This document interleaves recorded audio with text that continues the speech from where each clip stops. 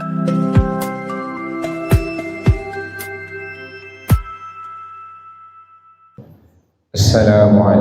warahmatullahi wabarakatuh. Bismillahirrahmanirrahim. Alhamdulillah wassalatu wassalamu ala Rasulillah wa ala alihi wa sahbihi wa mawala wa la hawla wa la quwwata illa billah, amma ba'du. Hadratal muhtaramin, segenap dewan kemakmuran Masjid Jami An-Nasruh, para guru, para sepuh, para tokoh, bapak ibu jamaah sholat subuh rahimakumullah.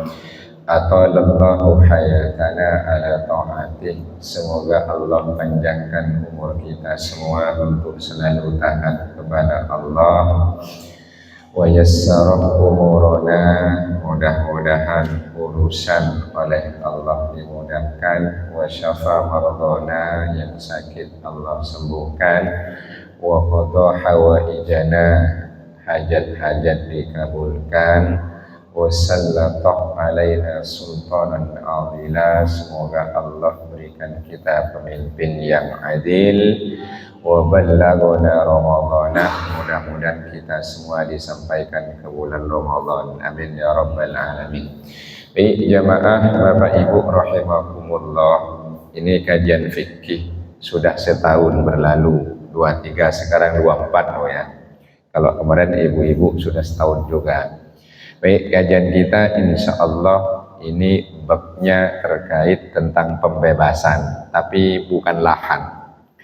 Qala al-musannif rahimahullahu ta'ala wa nafa'ana bihi wa bi'ulumihi fid dharain. Al-ibra, pembebasan.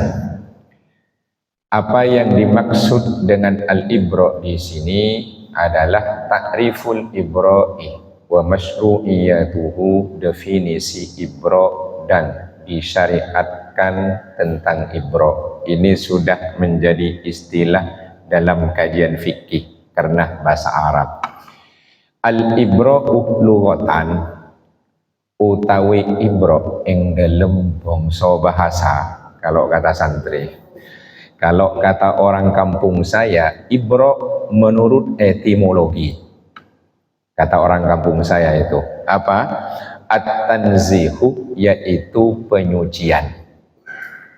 Wat-takhlisu, dan artinya adalah pelepasan.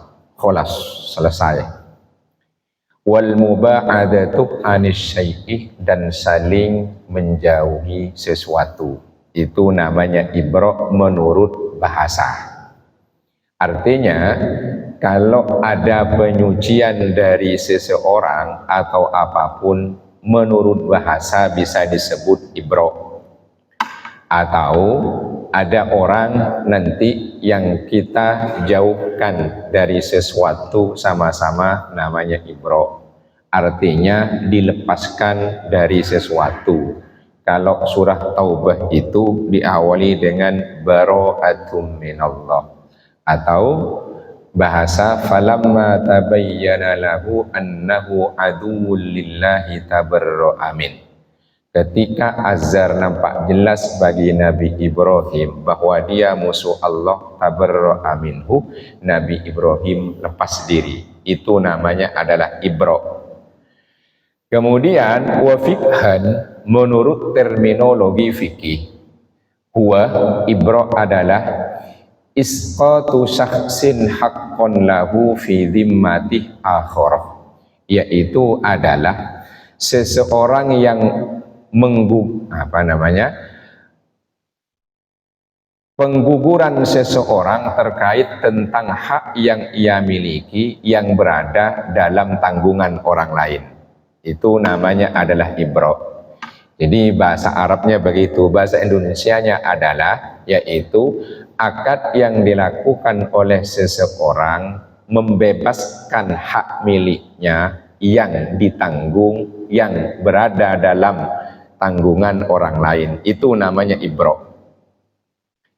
Bisa ditangkap maksudnya?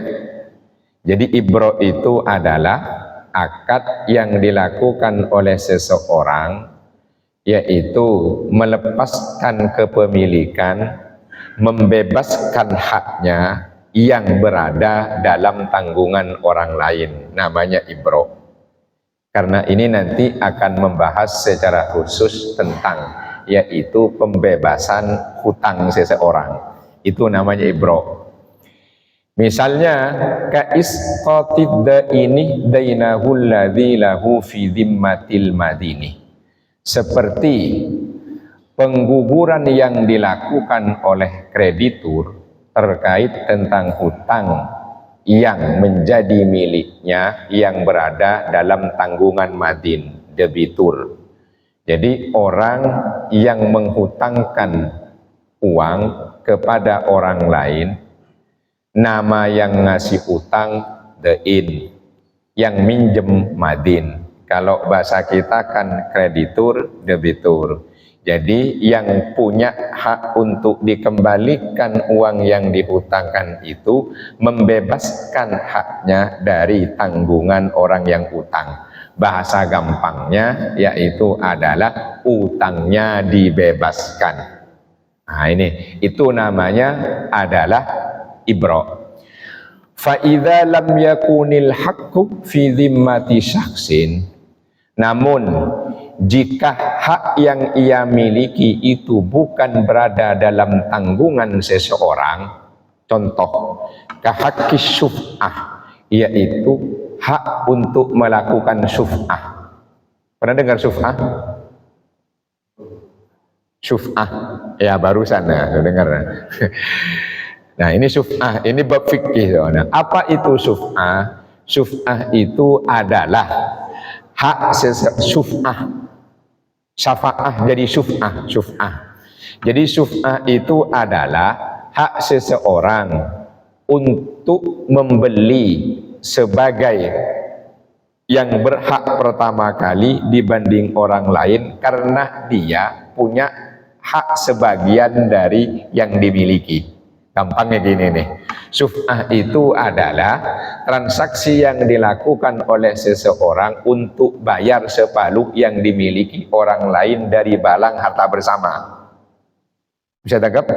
Itu syuf'ah. Contoh, si A sama si B itu beli motor baru, harganya 20 juta, 10 jutaan. Ini namanya adalah harta milik bersama karena belinya separuh-separuh. Tiba-tiba 2 tahun berikutnya si A ini butuh biaya untuk kawin. Maka orang yang paling berhak pertama kali untuk melakukan syuf'ah, ya orang yang satunya, jangan dijual ke orang lain. Jelas itu syuf'ah. Kemudian jangan dibeli dari separuh waktu beli baru. Tanyakan kepada showroom harga motor itu berapa. Karena sudah 2 tahun, oh ternyata motornya harganya misalnya 6 juta. Maka milik si A yang separuh dibayarin oleh si B dengan harga 3 juta. Namanya syuf'ah. Kalau bahasa pesantren dulu ngaji itu ada orang yang dapat warisan satu rumah separuh-separuh. Separuh. Karena 6 meter kali 10 kontrakan 2 dijadikan 1. Jadi 30 meter. Ini namanya satu bangunan, satu lahan milik 2 bersaudara. Maka yang berhak paling pertama untuk melakukan syuf'ah ya salah satunya. Maka caranya nanti kalau dia mau pindah atau mau umroh, mau haji, mau beli mobil, yang pertama kali ditawarkan untuk beli yaitu adalah saudara yang sebelahnya bayarin. Kalau dalam sertifikat tanah dan bangunan satu rumah 500 juta, berarti punya dia yang mesti dibayar 250 juta. Jangan dijual ke orang lain, itu syuf'ah namanya. Bisa ditangkap? Nanti ada bab khusus, cuma karena disebut apa syuf'ah itu. Tapi syuf'ah itu tentunya aturannya ada yang dibolehkan, ada yang dilarang. Kalau seperti tadi itu boleh, yang rumah satu lahan, satu surat milik 2 orang, kemudian dibayar, boleh. Motor boleh. Yang nggak boleh contoh begini nih, ada orang si A sama si B beli emas 10 gram. 10 gram. Kemudian ini salah satunya mau kawin, pakai maharnya 10 gram. Dibayarkan emas itu, maka si B nggak berhak untuk turut tidur bareng istrinya. Jelas ya? Loh, saya berhak, lawang 5 gram punya saya. Nah, ini nggak boleh. Jangan pakai akad suf'ah, bahaya. Jelas? Oh ya, lebih baik carikan duit aja, ngutang ke orang. Nih, emas yang separuh, yang 5 gram saya bayar. Jangan kemudian atas nama punya hak 5 gram dari 10 gram yang dijadikan mahar, lalu dia bilang saya punya hak separuh. Jelas maksudnya? Nah, itu kalau ini namanya apa kira-kira? Apakah ibro apa tidak? Nah, ini fala yu'tabaru tanazulu anhu autokuhu ibro'an, pelepasan kepemilikan itu tidak disebut dengan ibro. Beda. Satu, mungkin dilepas akan dijual. Yang kedua, ya sudah, gimana? Dilepas ya sudahlah, buat kamu aja dek, buat kamu saja. Karena sejatinya yang separuh itu bukan berada dalam tanggungan si B, karena dia memang tidak punya tanggungan, hak dia. Bisa dibedakan? Itu namanya isqatu mahdin murni, yaitu pelepasan, menggugurkan, bukan ibro. Karena yang sebelahnya tidak punya tanggungan pada hukum asalnya. Bisa dibedakan? Jadi si A ke si B, B ini milik yang separuh, kemudian dilepas buat saudaranya, itu tidak disebut ibro, karena si A ini saudaranya tak punya tanggungan terkait milik si B.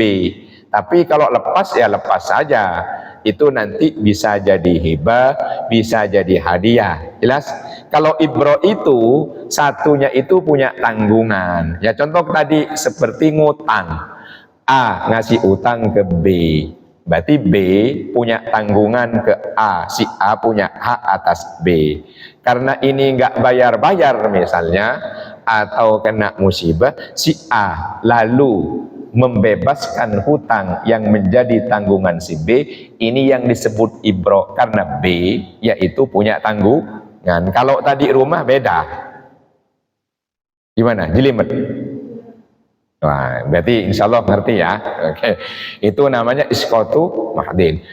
Wa alaihi yakunu kullu ibro'in isqoton. Dengan berdasarkan definisi itu, maka setiap ibro disebut dengan isqot. Tapi walaisa kullu isqotin ibro'an. Tidak setiap isqot disebut ibro. Nah, bisa dibedakan?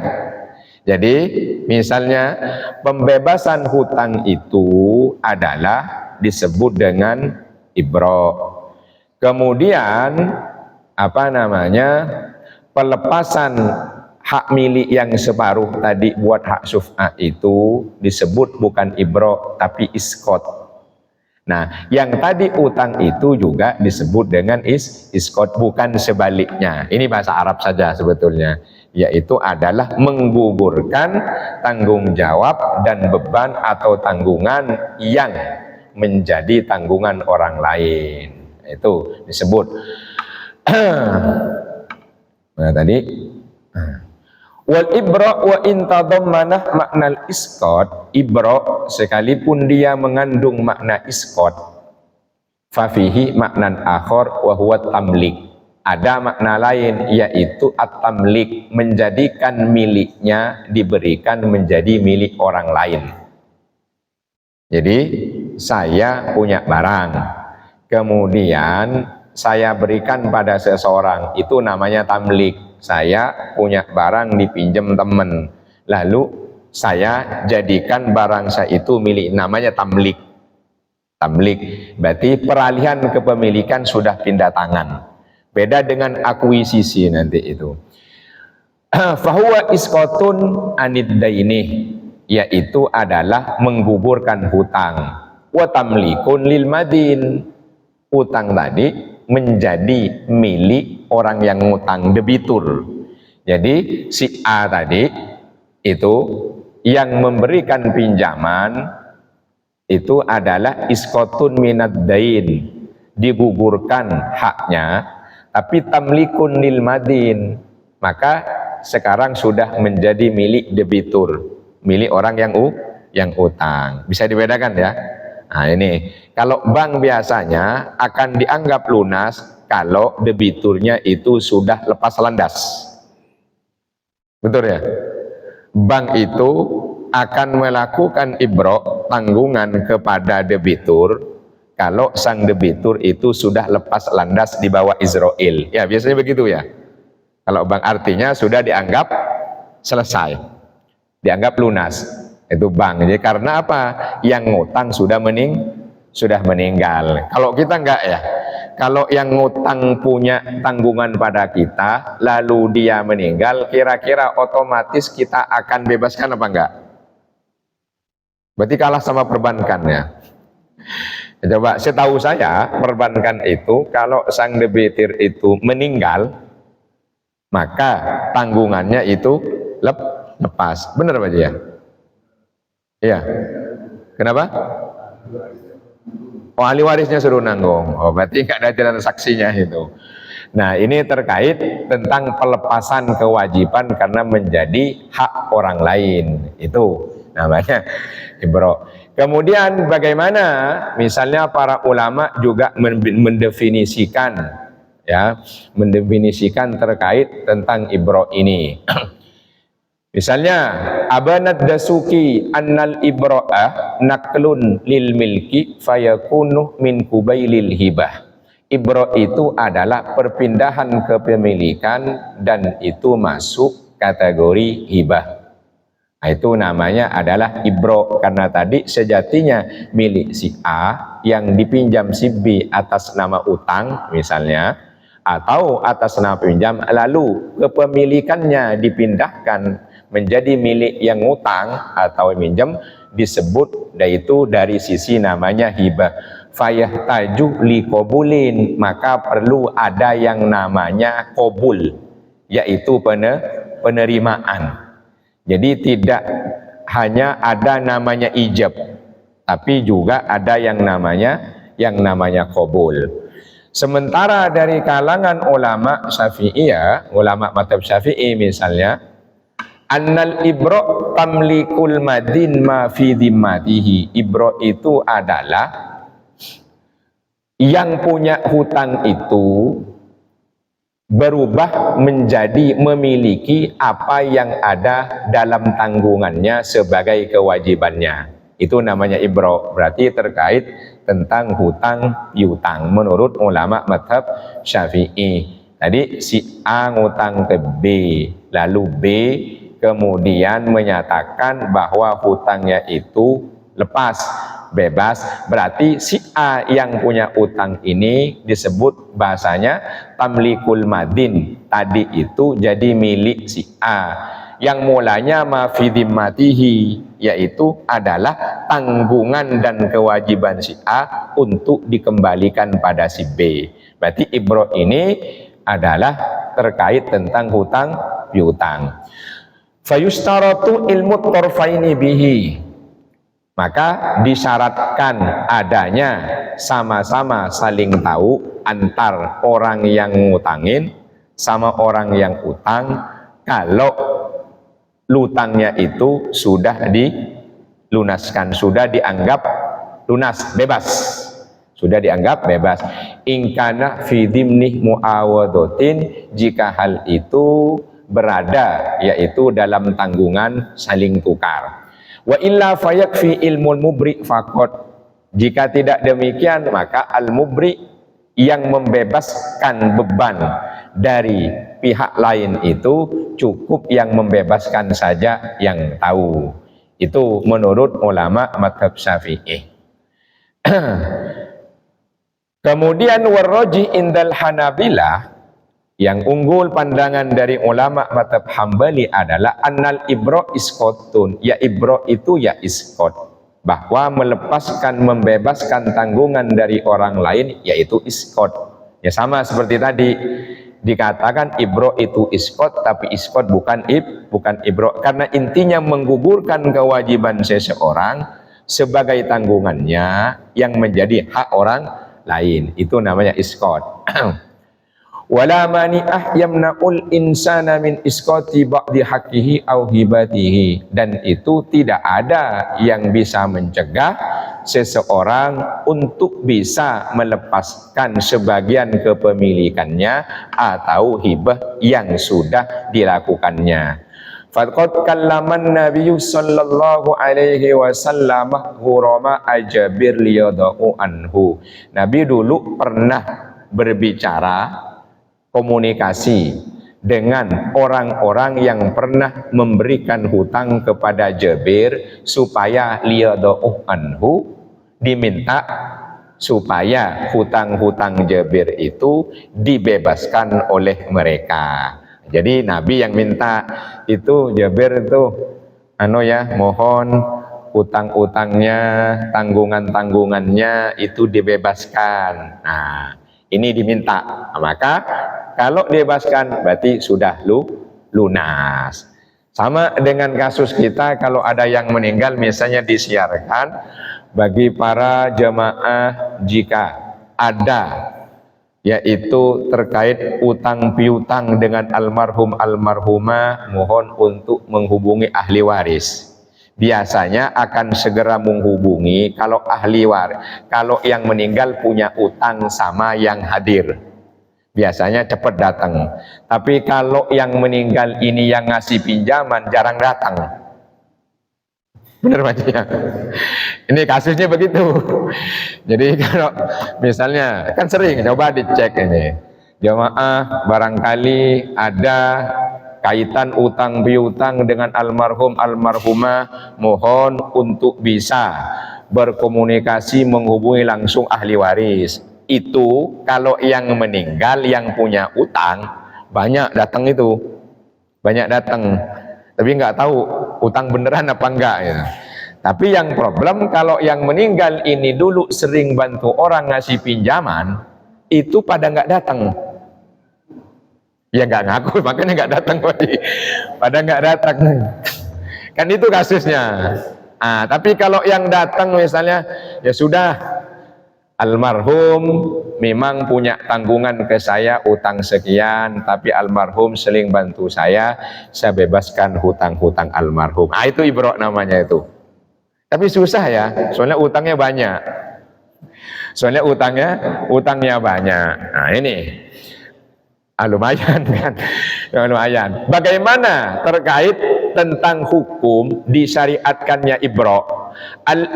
Masyru'iyatil ibro, al-ibro fil hukmil ghalibi lahu mandub, bahwa hukum yang status hukum ibro ini yaitu dianjurkan. Bahkan qolal Khatib Asy-Syarbini al-ibro matlubun. Imam Khatib Asy-Syarbini yang nulis kitab Munil Muqtaj diantaranya sama tafsir itu, apa kata beliau? Al-ibro matlubun, bahwa ketika seseorang punya hak sebagai tanggungan orang lain, itu juga diminta supaya yang punya hak untuk membebaskan tanggungan itu. Kalau dikit gampang, masalahnya kalau besar susah. Kenapa? Li'annahu nau'un minal ihsani wal birri wassilati. Sebab ibro, pembebasan seseorang atas hak yang harus dia dapat dari tanggungan yang dimiliki orang lain, itu menjadi bagian dari ihsan, kebaikan, albir, kebaikan, wasilah, dan menyambung silaturahmi. Ini dianjurkan. Makanya tadi Nabi Muhammad sallallahu alaihi wasallam minta kepada para kreditur Jabir untuk membebaskan utang-utang Jabir. Nah itu. Nah ini agak susah ya, kalau 10.000, 100.000, 1 juta insya Allah. Cuma kalau sudah 10 juta, 100 juta, ini agak berat ini. Agak berat ya, apalagi dulu yang waktu minjem pas sukses. Sekarang sudah turun. Yang mau melakukan ibro nih agak susah. Ya minimal separuh lah. Paling enggak separuh. Ini.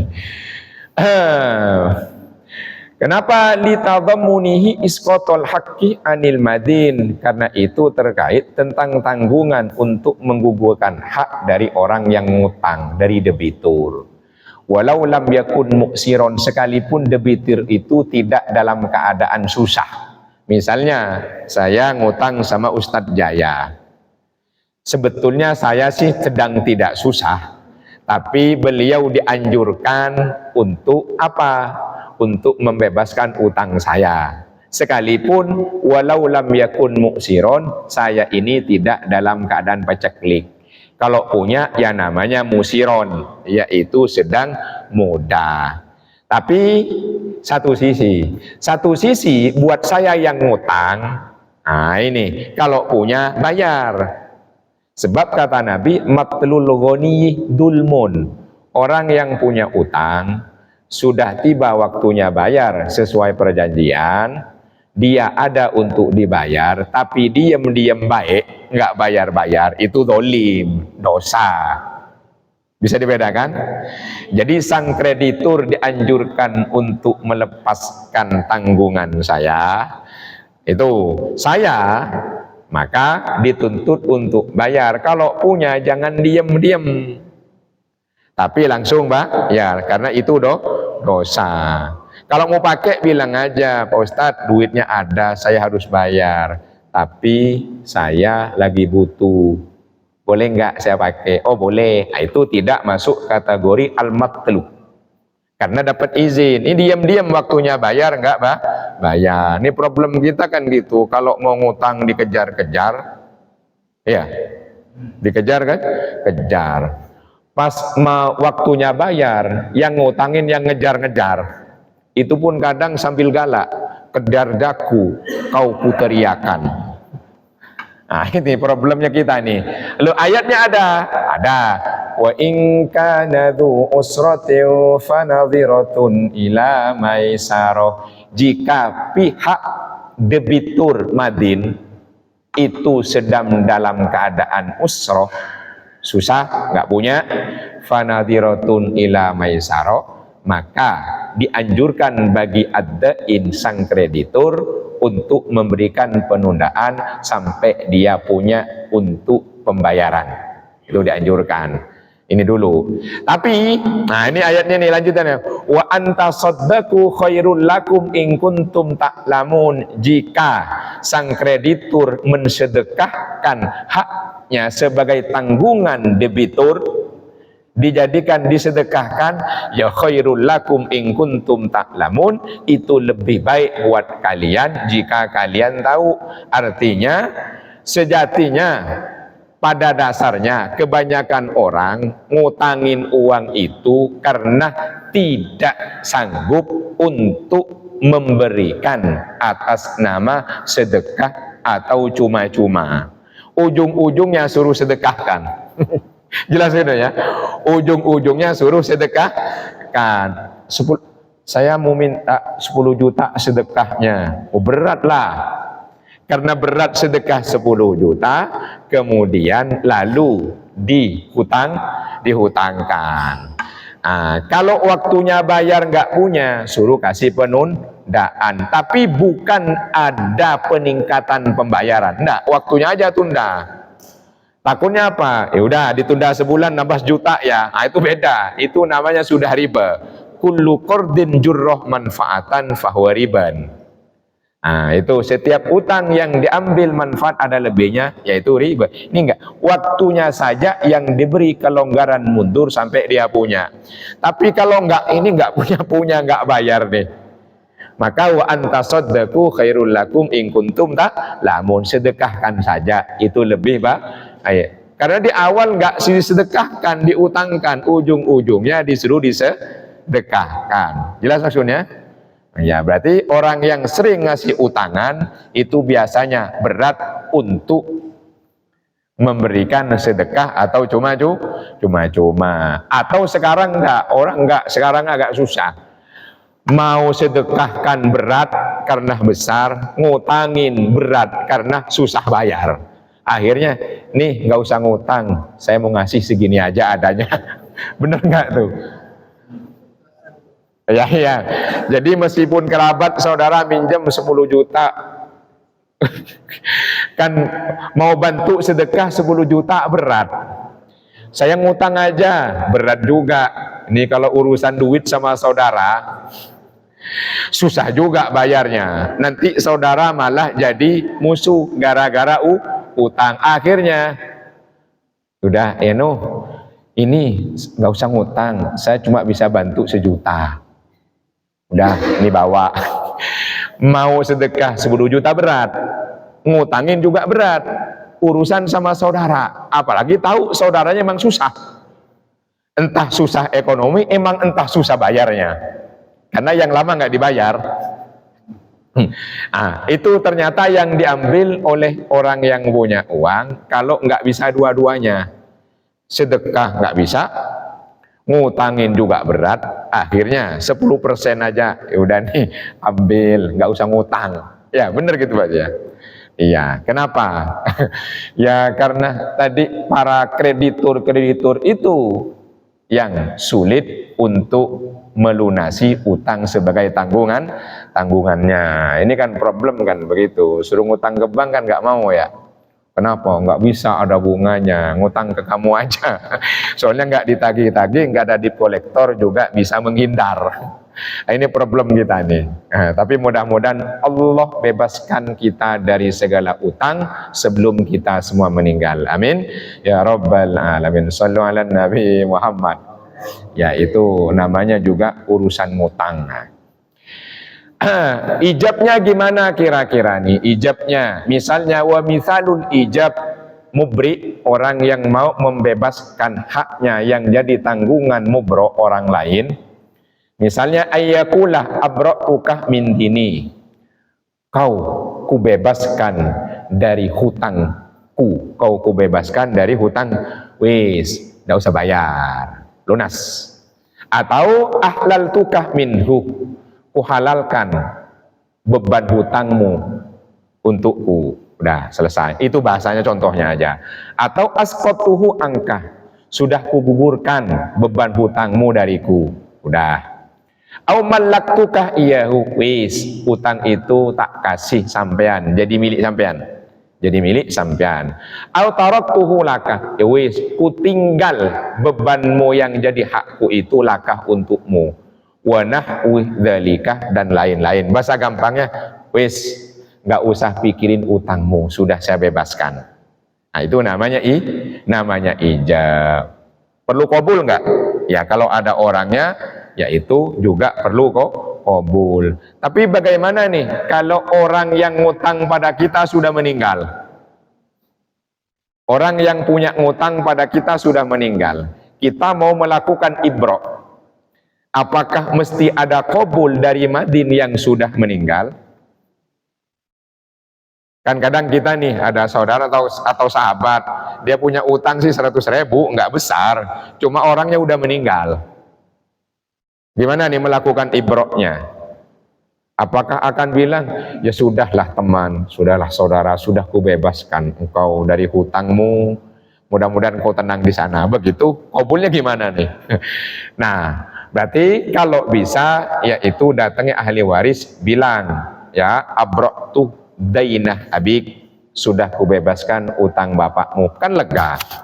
Nah, tapi kalau nggak bisa, ya sudah, fayakfi minal mubri, cukup, yaitu adalah adanya niat dari orang yang memberikan hutang, nanti tidak ada tuntutan.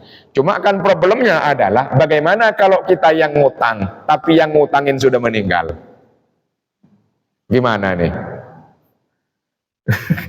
Kita dulu pernah punya utang, belum bayar, kredit kita sebagai debitur madin, teman kita itu sebagai kreditur, dein yang ngutangin, kita belum bayar, orangnya udah meninggal. Gimana kenalnya cuma di Jakarta? Keluarga tidak tahu gimana ini. Kasusnya begini nih. Maka kata ulama kita adalah yaitu disalurkan kepada kebaikan atas namakan dia. Misalnya kasih ke masjid, ke pesantren, lembaga ilmu untuk niat bayar, tapi di atas namakan sedekah atau jariyah atas nama yang meninggal. Karena itu hak dia. Jelas maksudnya? Satu. Yang kedua, keuntungannya kalau dibayar dulu belum tentu jadi sedekah jariyah. Belum tentu jadi sedekah jariyah. Beruntung kita yang ngutang, akhirnya dia punya sedekah jariyah. Nah itu. Ini kan kasus-kasus begini. Bagaimana ibroknya itu. Mana lagi? Astagfirullah. Juz berapa tadi ya?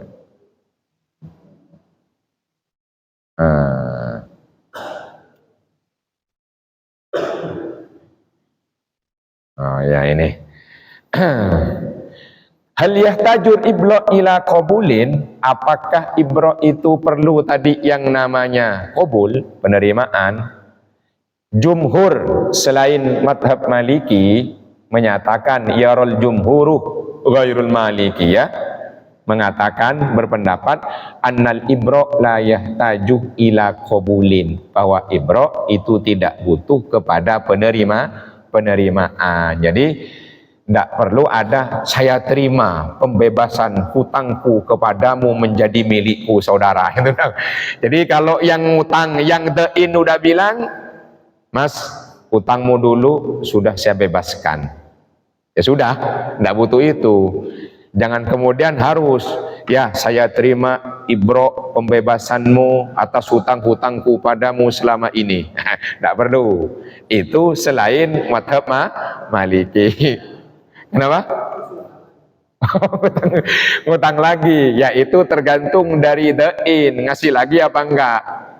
Nah, sebab pembebasannya tadi karena memang enggak bayar-bayar, apa karena memang para krediturnya itu dermawan? Kalau dibebaskan utangnya karena udah kesel nagih susah, ditunggu nggak ada kabar, ngilang, menghindar, bukan lupa melupakan, insya Allah nggak dikasih lagi ngutang. Jelas ya. Tapi kalau ibro yang dilakukan oleh para dein kreditur karena dia dermawan, cuma pengen sedekah aja, wis urah opo-opo, utangmu wis tak bebaskan, minjem lagi, insya Allah boleh. Insya Allah boleh. Karena apa? Bukan karena sulit ditagih, tidak mau bayar, karena memang apa, krediturnya orang dermawan. Karena dermawan, minjem lagi, ntar juga dibebasin lagi. Begitu ya. Minjem lagi ke Pak Haji Zulfaah, nanti juga paling dibebasin lagi utang saya gitu. Nah itu monggo itu bagus itu. Apa wa antasoddaku, daripada ngutangin kasih aja gitu. Wes kamu tidak usah ngutang, ini tak kasih aja. Karena ujung-ujungnya wa antasoddaku, wa antasoddaku khairul lakum in kuntum ta'lamun. Wes sedekahkan saja. Ujung-ujung gitu kan. Nah ini mudah-mudahan kita tidak punya utang sekecil apapun, amin. Sebab urusan utang ini nanti ruh kita tergantung pada itu. Laung kata Nabi bahwa bunyinya kira-kira manistusyida fi sabilillah ghufira lahu ma taqaddama illad dain. Orang yang mati syahid fi sabilillah, ikut perang Nabi, itu semua dosa hapus kecuali satu, utang. Makanya dalam kajian fikih, orang yang punya utang kalau mau ikut perang fi sabilillah minta izin dulu sama dain. Nih, saya punya utang sebagai madin, mau ikut perang fi sabilillah. Ntar dulu, minta izin dulu sama dain, Ustadz saya punya utang 100 juta, mau ikut perang. Kenapa? Biar masuk surga, syahid fi sabilillah. Saya minta dulu, harus dapat izin dari beliau. Tadaya, saya mau ikut perang boleh enggak? Ntar dulu, sampean kalau ikut perang mati nanti nggak ada yang bayar. Minta izin dulu, tenang, nanti insya Allah kami menang, banyak ghanimah. Oh siap, monggo berangkat, karena diizinkan. Tapi sama debitur bilang, enggak boleh, bayar dulu baru berangkat perang. Enggak boleh saya ikut perang. Jelas maksudnya? Ah ini terkait hutang piutang. Mudah-mudahan Allah Subhanahu wa taala bebaskan utang-utang keluarga kita yang sudah berlalu. Amin ya rabbal alamin. Mudah-mudahan syukur-syukur kita yang ngutangin. Amin ya rabbal alamin. Syukur-syukur nggak pernah ngutangin tapi sedekahin. Amin. Wallahu a'lam bishawab. Punya 2 menit lagi. Lanjut ke pertanyaan. Siap. Utang kredit. Bismillahirrahmanirrahim.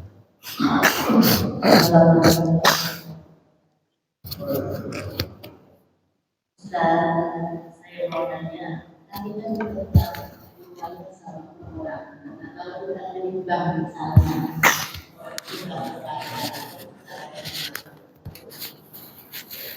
Oh iya. Satu, orang kalau ngutang ke bank itu insya Allah orang punya, bukan orang miskin. Bener nggak? Oh iya, nggak mungkin bank itu ngasih utangan, karena harus ada jaminan. Jadi orang yang banyak utang ke bank itu sebetulnya bukan orang tak punya, tapi orang kaya. Karena hutang dia ke bank sebetulnya lebih banyak kekayaan dia. Cuma dia nggak mau jual aja kekayaannya. Jelas aja. Jelas ya? Nah, ya harus bayar. Makanya nanti ada penyitaan kan? Ayo. Hah? Oh, usaha kecil. Kalau usaha kecil kur misalnya ya, kur ya. Apa? Kredit usaha rakyat. Kayak kur kan kecil.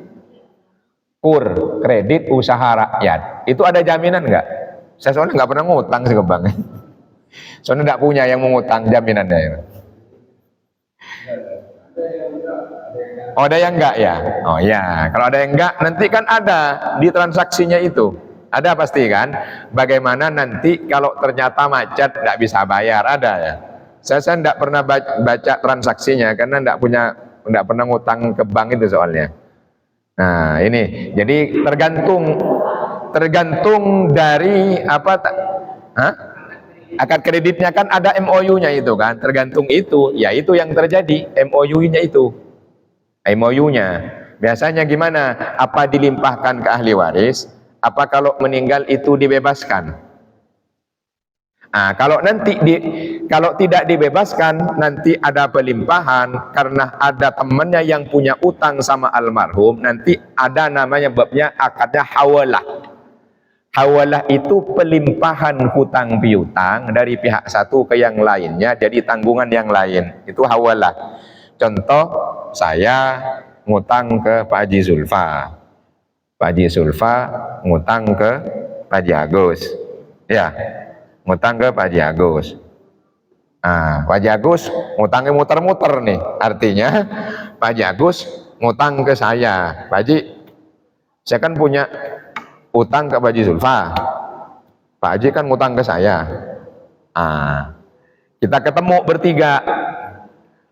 Pak Haji Zulfa, saya punya utang ya. Nih beliau punya utang ke saya nih, Pak Haji Agus. Transaksi hawalah ya. Utang saya ke Pak Haji sekarang dilimpahkan, yaitu ke Pak Haji Agus. Itu hawalah namanya.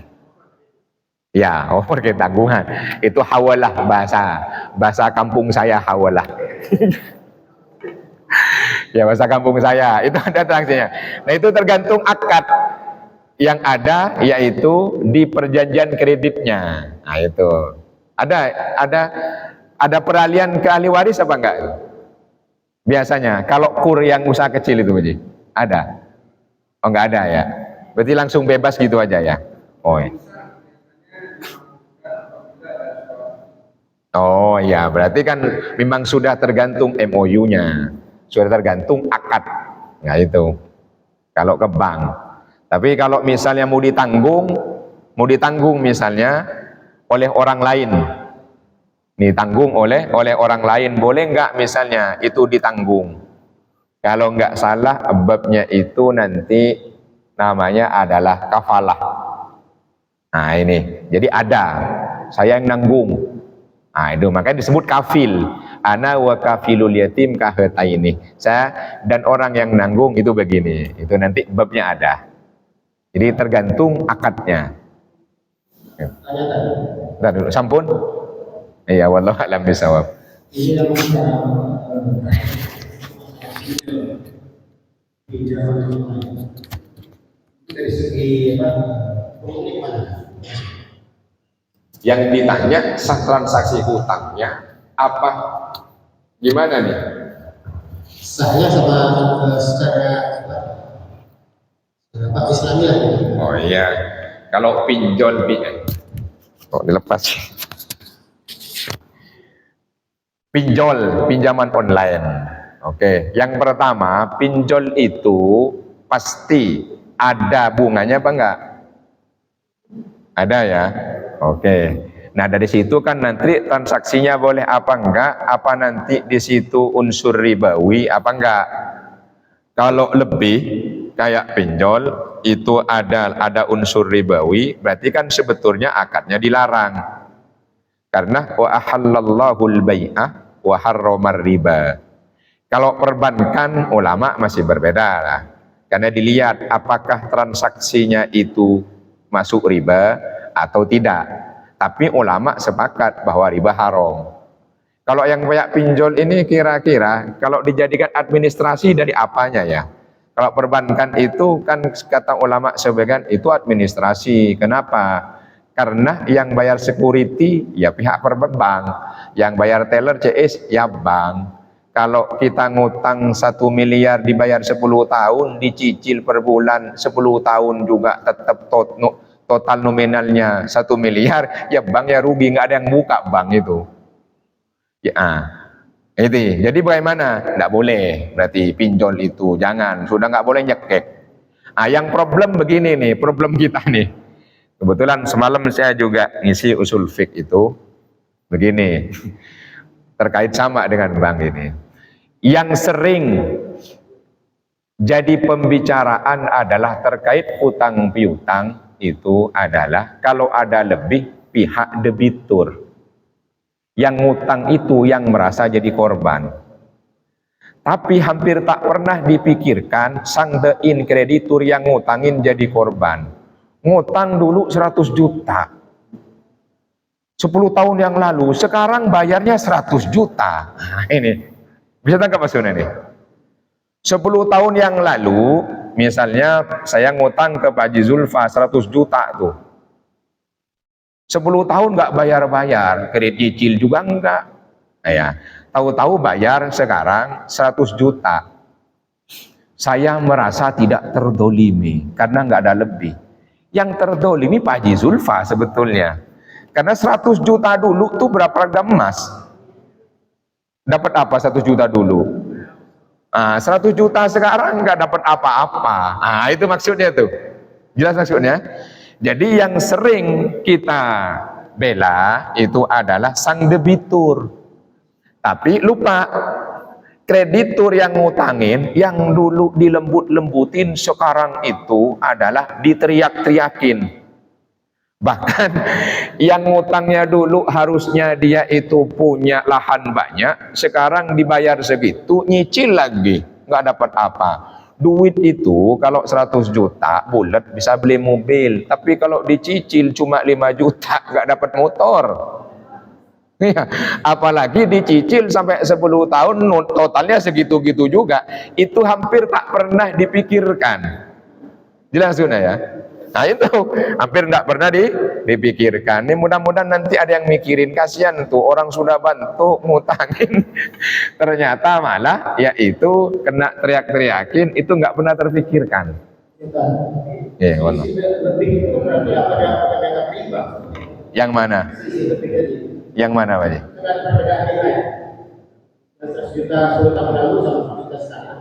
Ya. Oh, begini, 100 juta tahun 10 tahun lalu saya minjem Pak Haji, sekarang dibayar 100 juta juga. Kan dilihatnya itu kan karena ngutangnya. Makanya waktu ngutang itu dijelaskan, nih duit saya nih, biar jelas. 100 juta ini emas.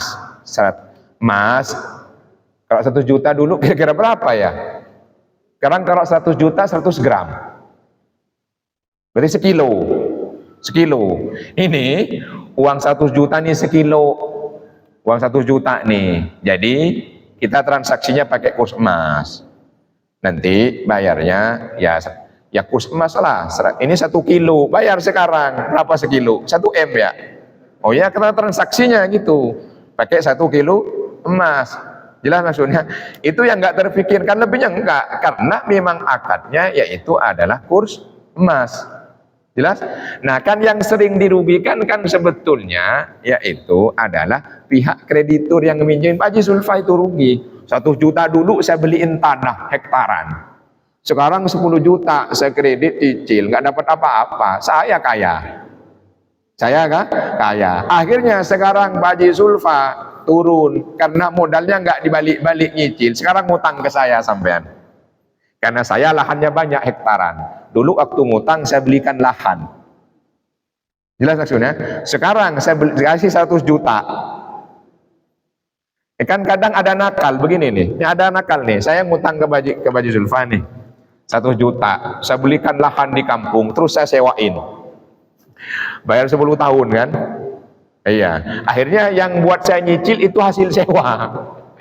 Terus 10 tahun saya punya duit kipas-kipas karena punya lahan.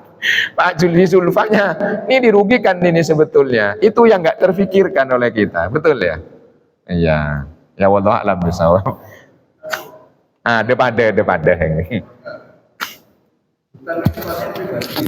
Ya? Kalau besar jadi hutang negara, berlaku nggak?